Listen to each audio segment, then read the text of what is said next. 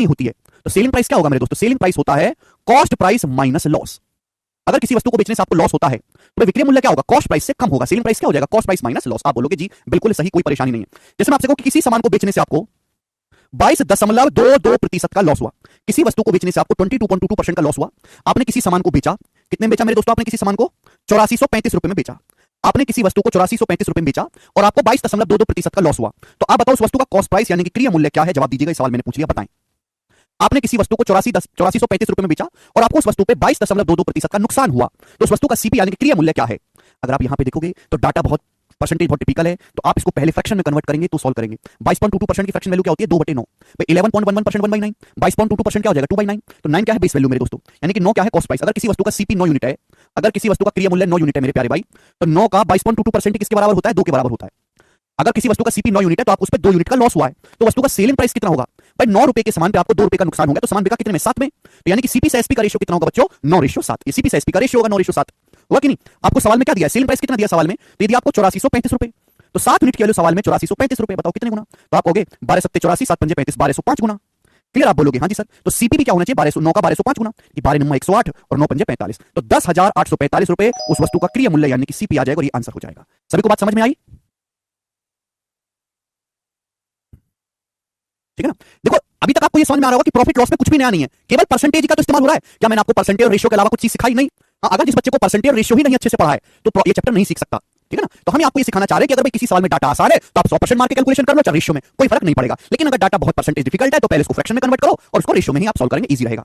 ये बेसिक है जितेंद्र जी। ठीक है? तो परसेंटेज और रेशियो अच्छे से पढ़िए और आपको प्रॉफिट लॉस बिल्कुल हलवा लगेगा। अगर किसी सामान को बेचने से आपको प्रॉफिट होता है तो सेलिंग प्राइस जो है वो क्या होगा मेरे दोस्तों? Cost price plus profit. Selling price कितना होगा?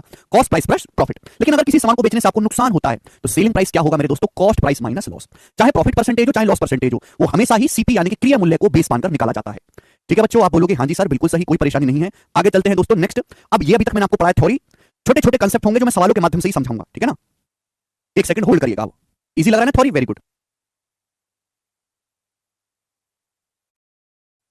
बच्चे कुछ समय से इंतजार कर रहे थे ना कि सर नहीं की है, यूट्यूब पे भी नहीं बताया, किसी स्टूडेंट अमेज़न फ्लिपकार्ट प्री में लेवल अप केवल सी देते हैं, तो आप लिए एमटी के लिए तो प्री क्लियर कर किसी की नौकरी लगती है और इंग्लिश दोनों में है। जगह आप इसका इतना सामान दे दिया हो गया बालकों के लिए। मानता हूं कि प्री का लेवल बार का बहुत मिनिमम है।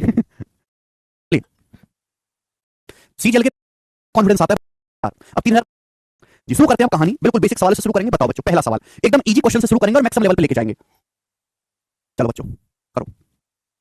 सवाल बोला किसी वस्तु के लागत मूल्य और विक्रय मूल्य का अनुपात 216:306 है, उस पर होने वाला प्रॉफिट परसेंटेज बताओ।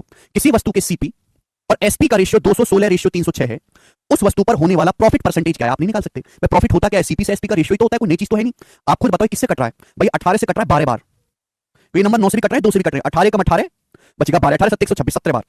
तो सीपी से एसपी का रेशियो बेसिकली 12:17 आ गया। आ गया कि नहीं आ गया? अब आप मुझे खुद बताओ, किसी वस्तु का कॉस्ट प्राइस 12 यूनिट है, सेलिंग प्राइस है 17, यानी कि 12 रुपए का सामान 17 रुपए में बिका, तो आपको प्रॉफिट कितना हुआ? 5 का। कितने की सीपी पर? 12 पर, तो प्रॉफिट हो गया जी 5/12। 12 रुपए के सामान पर 5 रुपए का प्रॉफिट हुआ है। 5/12 परसेंटेज में कितना होगा? मैंने आपको पढ़ाया है कि 1/12 जो होता है वो 8:1/3% होता है। ये 5 गुना है, तो 5 × 40 + 5/3 आएगा, यानी कि 41:2/3%। और 41:2/3% का मतलब 41.66, बी ऑप्शन आंसर है। 41.4